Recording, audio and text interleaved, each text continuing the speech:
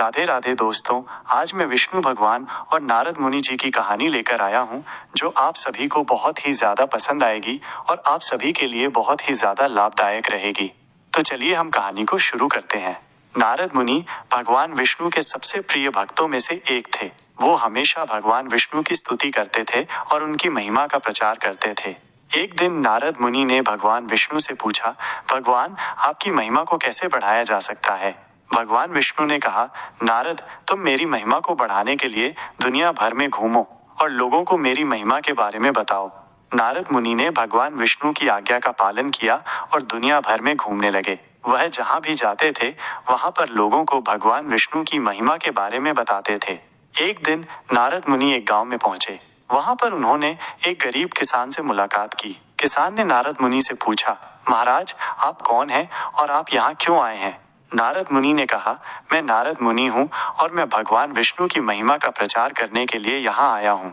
किसान ने कहा, महाराज मैं भगवान विष्णु की महिमा के बारे में जानना चाहता हूँ, कृपया मुझे बताएं।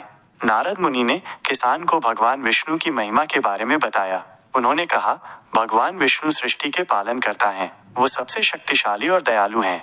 किसान ने नारद मुनि की बातों को ध्यान से सुना और भगवान विष्णु की महिमा के बारे में जानने के लिए उत्सुक हो गया।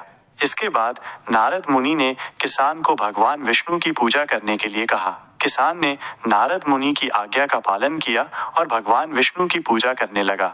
भगवान विष्णु की पूजा करने से किसान के जीवन में बहुत सारे परिवर्तन आए। वह गरीबी से मुक्त हो गया और उसके जीवन में सुख और समृद्धि आई।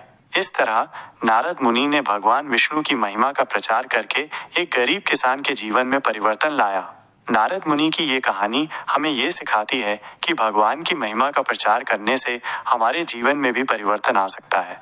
तो बताइए दोस्तों, आपको ये कहानी कैसी लगी? अगर आप सभी को ये कहानी अच्छी लगी हो तो प्लीज़ मेरे चैनल को सब्सक्राइब कीजिए, लाइक कीजिए और कमेंट में बताइए कि आप सभी को ये कहानी कैसी लगी। धन्यवाद।